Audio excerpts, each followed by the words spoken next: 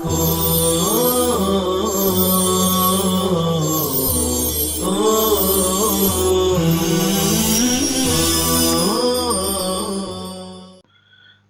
علیکم ورحمۃ اللہ وبرکاتہ۔ معزز سامعین، آج ہم سبق نمبر 7 جزاء الاعمال کا پڑھنے جا رہے ہیں، جس کے اندر ہم اعمال صالحہ اور نیکی کے دنیاوی فوائد کا سلسلہ 23، 24، 25، 26 جانیں گے کہ بعض عبادتیں ایسی ہیں اور بعض دعائیں ایسی ہیں کہ جس سے انسان کی جو بھی حاجت ہو پوری ہو جاتی ہے۔ اسی طریقے سے بعض عبادت اور دعاؤں سے اور قرآن کی بعض صورتوں سے کہ پڑھنے سے اللہ تبارک تعالیٰ نے وعدہ کیا ہے کہ فقر و فاقہ، تنگ دستی سے اللہ تعالیٰ حفاظت فرماتے ہیں۔ اسی طریقے سے بعض طاعت سے کھانے میں برکت ہوتی ہے، اور بعض دعائیں ایسی ہیں جس سے بیماری سے حفاظت ہوتی ہے۔ تو آج ہم ان چیزوں کو اپنے سبق میں جانیں گے اور پڑھیں گے۔ قبل اس کے کہ سبق شروع کریں، آج نہایت ہی دردناک حادثہ پیش آیا پڑوس میں، بھروچ ضلع ہے، وہاں پر ویل کیئر ہاسپٹل، وہاں بہت ہی دردناک حادثہ پیش آیا۔ کووڈ سینٹر میں شارٹ سرکٹ کی وجہ سے آگ لگ گئی، جس میں 25-30 لوگ جو بیمار زیر علاج تھے وہ اللہ کو پیارے ہو گئے۔ اس میں ہمارے جامعہ کے استاذ محمد زکریا صاحب ڈھڈال کے والد صاحب، اسی طریقے سے محمد وسطانوی صاحب کے چچا زاد بھائی، محمد حذیفہ صاحب کے خالہ زاد سسر وغیرہ سب اس کے اندر تھے، اور بھی بہت سارے کے سارے مسلمان ہی تھے۔ ہم تمام کے لیے دعائیں مغفرت کرتے ہیں اور ان کے متعلقین کے لیے صبر جمیل کرتے ہیں، اور جو لوگ بیمار ہیں ان کے لیے دعائیں شفا اور دعائیں حفاظت کی درخواست ہے، اور ان مرحومین کے لیے اصالِ ثواب۔ اللہ تبارک تعالیٰ ہمارے اس پڑھنے کو، درس کو اور اس سنانے کو بھی ان کے لیے صدقہ جاریہ بنائے اور اصالِ ثواب کا ذریعہ بنائے۔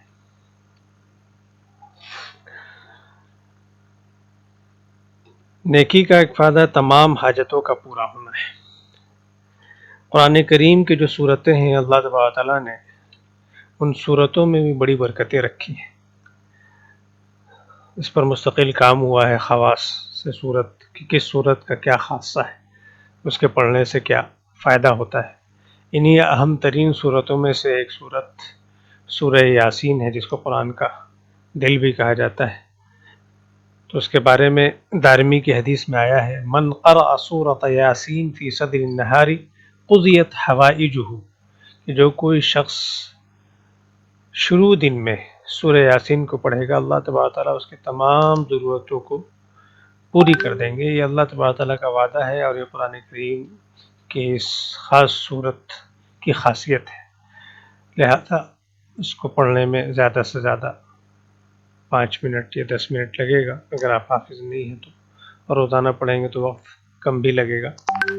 تو ہم اس 5 منٹ میں کتنی بڑی فضیلت حاصل کر لے رہے ہیں، اسی لیے ہمیں اس صورت کا اہتمام کرنا چاہیے موجودہ دور میں۔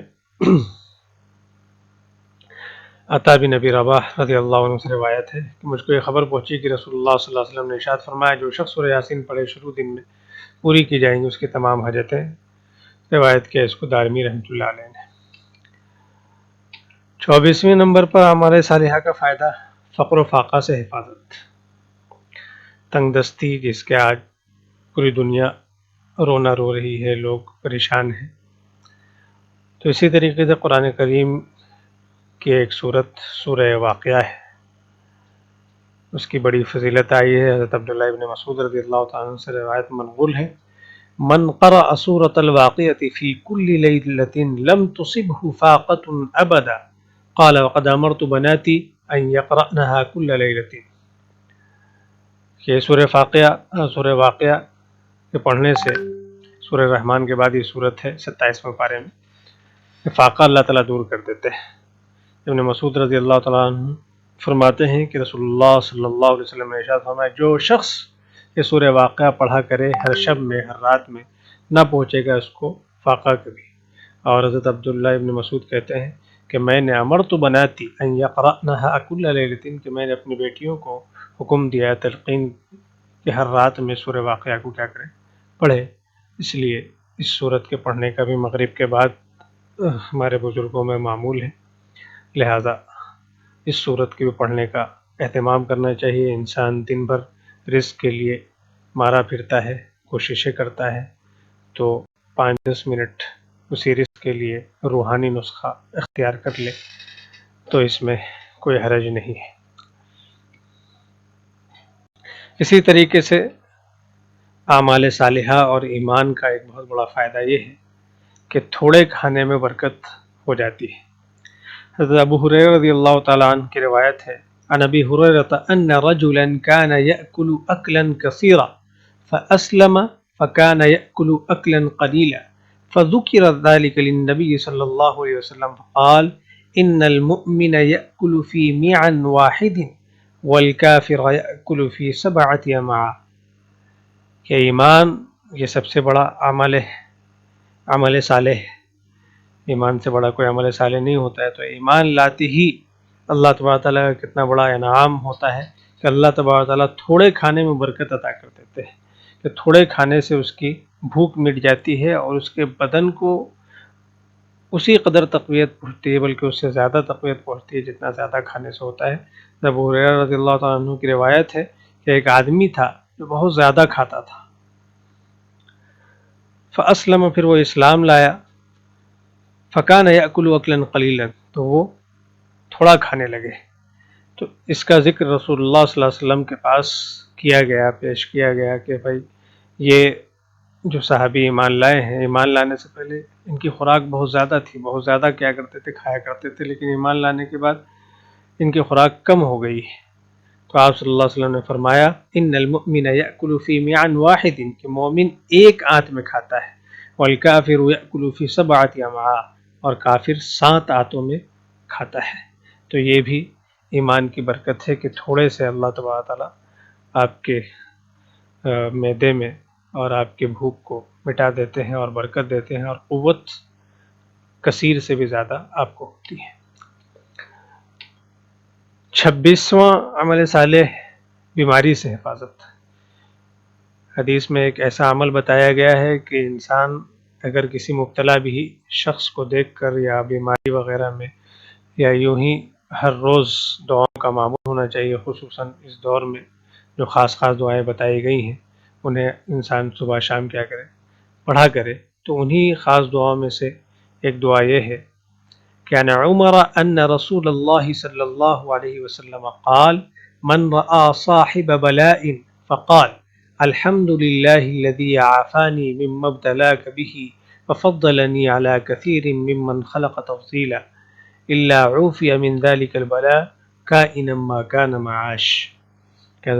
عمر رضی اللہ تعالیٰ عنہ سے مروی ہے کہ رسول اللہ صلی اللہ علیہ وسلم نے فرمایا جو شخص مصیبت میں گرفتار کسی شخص کو دیکھے، صاحب بلائن کسی طریقے سے بیماری کی مصیبت ہو یا کسی اور جیل میں مقدمے میں پھنسا ہو، کسی چیز میں بھی کیا ہے وہ مبتلا ہو، تو ایسے شخص کو دیکھ کر اس کے لیے تو دعا کرے کہ اللہ تبارک تعالیٰ اسے اس بیماری سے، لیکن خود حفاظت کے لیے یہ دعا پڑھے الحمدللہ الذی عافانی مما ابتلاک بہ وفضلنی علی کثیر ممن خلق تفضیلا۔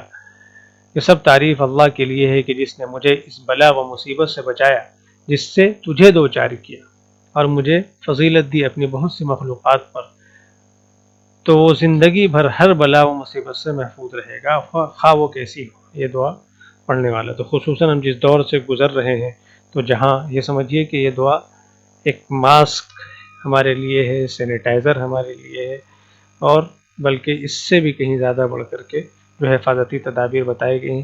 ایسا میں نہیں کہہ رہا ہوں کہ صرف آپ دعا پڑھیں، ماسک نہ لگائیں، سینیٹائزر نہ لگائیں، یہ دنیا دارالاسباب ہے، یہاں آپ کو اسباب اختیار کرنا پڑے گا۔ طبی طور پر ماہرین جو تجویز اختیار کر رہے ہیں اس سے ہمیں حفاظت کرنا ہے، لیکن یہ روحانی جو عمل اللہ کے نبی اور اللہ نے جو بتائی ہے اس سے ہم اگر درگزر کریں گے تو ہم کتنا بھی احتیاط کر لیں ہم مبتلا ہو کر کے ہی رہیں گے۔ تو ان تمام چیزوں کے ساتھ ان اعمال اور ان دعاؤں کا اہتمام بھی کیا ہے، ضروری ہے۔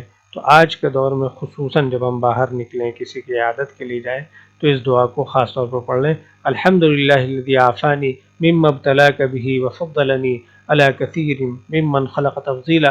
اسی طریقے سے جو لوگ بیمار ہیں وہ سوچ رہے ہوں گے کہ وہ کیا کریں، تو ان کے لیے بھی یہ دعا ہے، ربی انی مسنی الضر وانت ارحم الراحمین، کہ وہ یہ دعا کرتے رہیں کہ ہمارے پروردگار۔ ایوب علیہ السلام کی یہ دعا ہے کہ اے پروردگار، مجھے تکلیف نے، مصیبت نے کیا کر لیا، ایذا نے مجھے گھیر لیا ہے، مجھے تو آپ ہی کیا کیجیے، مجھے اس بیماری سے نجات عطا فرمائیے۔ آپ بہت زیادہ مہربان اور رحم کرنے والے ہیں۔